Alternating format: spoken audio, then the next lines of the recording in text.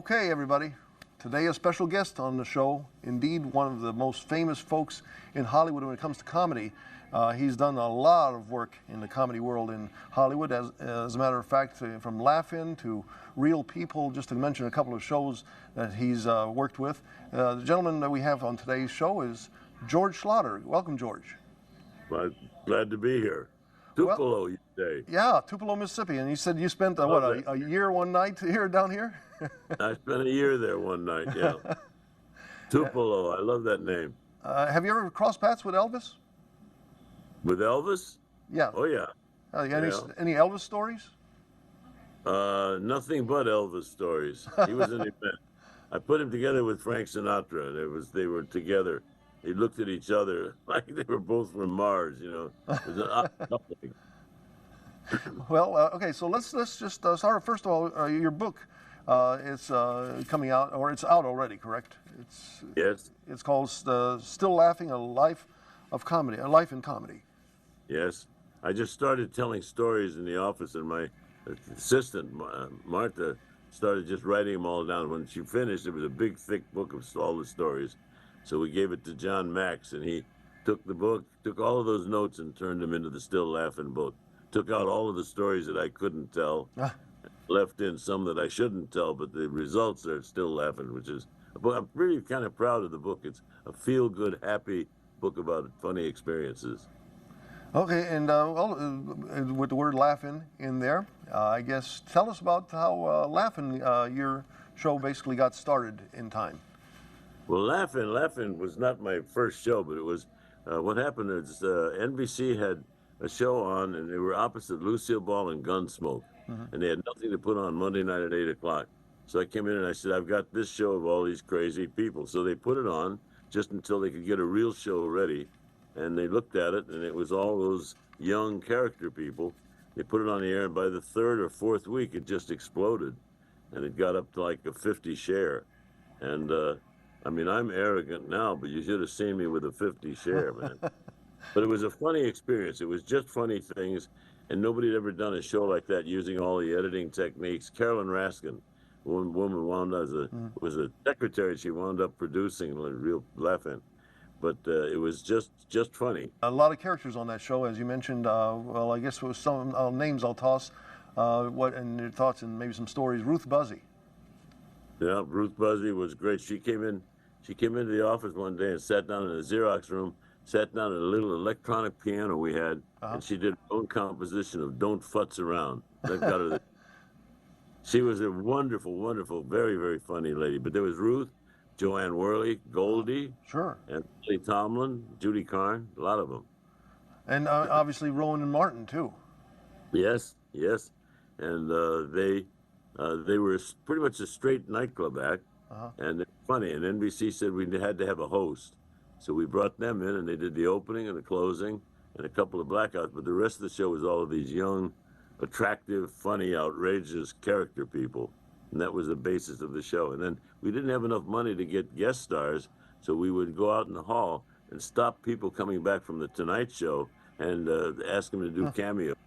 And so John Wayne, we have a tape of him saying, "I'm not going to do that show with those crazy people. I'm not going to." We taped that, put that on the air. Well, I mean, basically, I know a lot of people said yes, like Richard Nixon, right? When you asked Richard Nixon, I guess the famous line he said, right?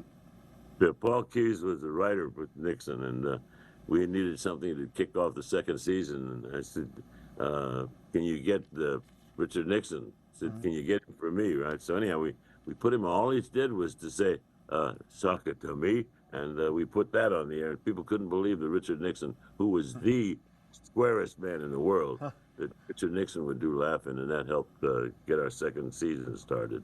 Television is wonderful because everything's available to you, and that's why really I focus more on television than anything else, because it is fun to do, and fortunately I had enough of a reputation that I got by with anything. We did Turn On and Laugh-In and Just for Laughs and Real People, but all the shows that were not traditional television shows, we put them on the air, and that's been my career pretty much. You're talking about hundreds of hours of television. I mean, even prior to, as we mentioned, I accidentally said your first show. Obviously, I know that you did like the Judy Garland show and Dinah Shore Yes. was a couple of shows that you did. I mean, I know you have some stories about Judy Garland, I guess, right? Meeting Judy. I had great fun with Judy Garland. She was an adventure, and the secret to Judy Garland was if you could make her laugh. The same with Sinatra. If you could make him laugh, you could get by with anything. And I had great luck with both Judy Garland and Frank Sinatra and Dinah Shore and Lena Horne. All those people, making them laugh was probably the way to open the door. Judy loved to laugh. Say, okay, so you said, okay, obviously Nixon said yes to this, and I heard through time that Hubert Humphrey, basically you tried and tried, but Hubert never cooperated, right? Yeah, we tried to get you. Richard Nixon, we got him, he was doing a press conference, and all he said was, "Suck it to me." And then he said, I'm not new. I'm new at this comedy business." And we found out later he was pretty good. He was funnier than we thought. But then we traced Hubert Humphrey all over trying to get him to say, "Yeah, do suck it to him." Humphrey said that may have cost him the election, not doing the show. But we had everybody on laughing, and partially because we would stop them coming out of the Tonight Show. We'd stop them in the hall. We didn't have the money to pay for it. The only way I got the show is because it was all unknown people and it was all just funny. So we'd stop them in the hall, and everybody. But Nixon was maybe my most notable accomplishment or disaster, whatever. I didn't realize what an effect that was going to have, making him appear to be a nice guy. I mean, certainly you had a lot of stars of the time, and again, prior to and after that time period. I mean, people were older stars and new stars. Everybody came on your show. You had like from Johnny Carson at that time to Jack Benny, a lot of other folks, and Zsa Zsa Gabor, just to name a few. But did anybody ever tell you, like, or others beyond Hubert Humphrey, said you all tried to get on the show and they said no? A lot of people said no, and usually we would get them on camera saying they weren't going to do the show, and that's what we aired. Laugh-In was like a free fall. It was an adventure. It was like we broke all the rules. We had this group of writers on there, Digby Wolf and a bunch of very funny John Max and all of these comedy writers that really didn't have a home. They were not sitcom writers and they were not monologists. They were just funny idea people, and that made up our staff. And it was an adventure. We would come in the studio and we would just tape maybe an hour and a half or 2 hours, and then we would edit out everything that didn't work. We put that on the show as just these bits and pieces. And it was an adventure because the technology of television then had developed to a point where we could do 5 and 10 second pieces, and that's what became Laugh-In. And nothing like it before or since, but I was proud of that show. And you mentioned Turn On, which I have actually, I remember hearing about it over the years, and then recently, I'm not sure who released it, but somebody released that on YouTube, and a lot of folks getting on YouTube and looking at it. The show, I think, was brilliant, and it's still, even in modern day, 2024, a show like Turn On, I think, would be good. I mentioned it to you, and it sounds like it's pretty dear to your heart, that show, Turn On. I was proud of that show. NBC came and they wanted to do a new show, so I sold them a show of all bits and pieces and things that had not been done before, and we put it together, and the network went crazy. They just loved it, and I had a commitment to do like 16 shows, and so we put it on the air. And what happened is a guy in Cleveland wanted to keep Peyton Place on the air, and Turn On was replacing Peyton Place, so he started calling the stations. And he called the stations from New York to California. And as the show went on the air, it was being canceled one station at a time as it came west. It was a very, very funny show, and people loved the show, but most of the people never got the chance to see it. So Turn On set a record as being the shortest series in the history of television. It wound up, I think it was about 30 minutes of it. But eventually they found the tape and they put it on. And even today, it's pretty funny, you know? Oh, I think the episodes that I've seen with Tim Conway was in your first one, and I guess was it something that you maybe was hoping that he would just keep on going with it? Because at that time, Tim, obviously, who went on to the show with Carol Burnett, the Carol Burnett show, he was just an up and coming still comedian before the Carol Burnett show, really, right? None of the people on that show had been on. Tim was brilliant. but we put people on there that didn't have an opportunity anywhere else. And had the show stayed on the air, they would have all become stars. But it got canceled because of this one guy in Cleveland. And eventually, he said that the switchboard was full of calls. Well, eventually, we had Judy Carn was in Cleveland and went to the station and found out that the switchboard was two lines, and there was no way for it to jam the switchboard. But it was just this guy in Cleveland calling everybody. But still, Turn On is still one of my most famous shows. Did you ever meet up with that guy that did this for you, this bad news for you? Did you ever cross paths with him? Well, I found out it was being canceled. We were watching the show. We had a premiere party in the bistro in California. And by the time it got to California, it had already been off the air and they put a test pattern on. See, part of the thing is that the word safe is something to be avoided in television, I think. Most of the things I did that were successful were like Turn On and Just for Laughs and Real People. People want something that's out of the ordinary. And we were out of the ordinary, all right. But television was more than a career for me. It was an adventure. It was something I did professionally and something I did to have a good time. And we did. We had a lot of fun. Can you imagine one show to come out with Goldie Hawn and Judy Carn? Oh, gosh, yes. But we found people that Lily Tomlin had a couple of unfortunate adventures in television and was leaving to go back to New York. So she came by the office and sat down, and she started doing these characters, the telephone operator and the little girl. And I said, I want you to do the show. She said, which show? And I said, I want you to do all of them. So we put Lily Tomlin on, and within 2 days, the Ernestine, the telephone operator, was a big star. And Lily's gone on to do some brilliant things. See, there's talent out there. We just need a vehicle to present them because people are getting bored watching television. There's nothing, the only thing, I really love Bill Maher. Bill Maher is doing some wonderful stuff. We need people like that take the opportunity of the communication you can get through television and to surprise and to even offend will get some attention. We just need something to wake the audience up. And that's what we're doing now. That's what the book is Still Laughing is all about, those adventures I had, And when John Max typed the book from the notes that Martha Bose had done, he took out all of the adventures that I had that I couldn't write about when I worked in Las Vegas and so forth. I knew some very strange people, but so they took out all of that and did just a book about funny things. Funny is the panacea. Funny is the Novocaine for society. Oh, yeah.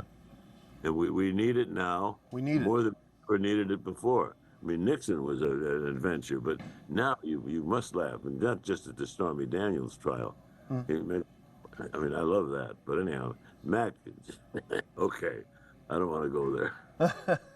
Well, I'm just saying, do you think, are there any possibilities maybe in this modern day that have you talked to anybody that would take that idea? I know about 5 years ago you tried, I guess, on the Netflix, the one called Still Laughing, and you all tried. And was that supposed to maybe become a series if it caught on? Because I saw that episode. I've actually seen it again here just a few weeks ago. It looked pretty good. I mean, what's... It was good. The problem is, when you do something that breaks the mold, when you do something that's a surprise, that's different, you got to be careful because while the public wants it, they don't realize they want it, and it takes 4 or 5 weeks. Laughing took like 4 or 5 weeks before it caught on. But a lot of my things are like that because television has become a nightlight. It's just part of our environment.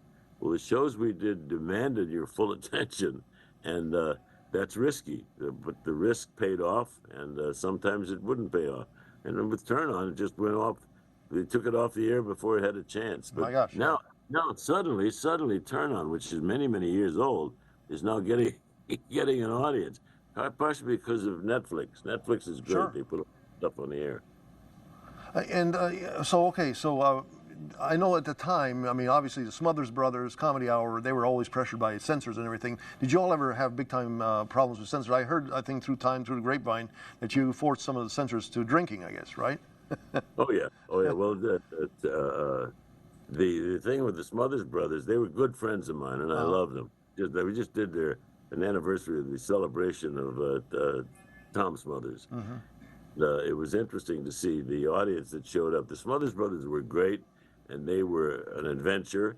The difference was we had the same problems with censors and sponsors, and but Tom Smothers would fight them and not give them the tapes and do whatever.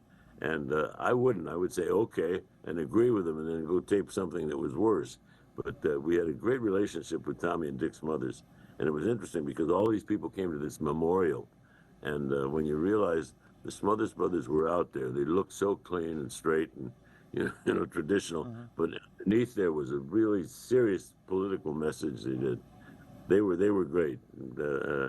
But they said that they got canceled because they wouldn't give CBS the tapes, which was not true. They gave them the tapes, and then CBS didn't want to air them because they were politically not along the same lines as the CBS policy. But they said a lot of important things. Well, so now with the open field out there, from Netflix to all the other Max, all these openings that are out there, do you see maybe a future for you still? I mean, over the next several years, maybe trying to get a laugh in, or maybe a turn on, or something like that, on somewhere where I know. Do you think the world is just too sensitive now? They can't handle these jokes. Sometimes you watch the old Dean Martin celebrity roasts, and people say, "Oh my gosh, those roasts wouldn't last today because people are just too sensitive to what's being said." And people would laugh, but now today everybody takes the world too seriously. Well, people constantly say that wouldn't last because it's too far out or it's too much to take. People want something different because so much of television is all the same. Netflix does some things that are truly unique and different and valuable, but we should take more chances. We should take more adventure in television so that it's not just a nightlight. It's a focus of your attention. And we did it. We did that with real people where we went out. And I was convinced that the people out there were more interesting than some of the people we were putting on television. So we did, I think, 6 seasons of Real People, where we went all over the country and found interesting and unusual people. So much of television is all the same, and what will hit is a show that is not the same, that gets your attention. That's the value of Netflix. So. We get bored with this. There's so much on television that it becomes a nightlight. But if you can just turn it around a little bit and do something that surprises, entertains, even offends, it'll get your attention. And that we need that. So that television is used more than just a means of broadcast. It's used as a platform for information and fun and adventures, like with Rhonda Bates and with Goldie and Lily. Those were unique personalities that exploded because they were different and they were funny. They made you laugh. You must laugh. Indeed. Laughter very important. So you mentioned Bill Maher. But Bill Maher. I'm also reading Bill Maher's book, which is really fun. Cool.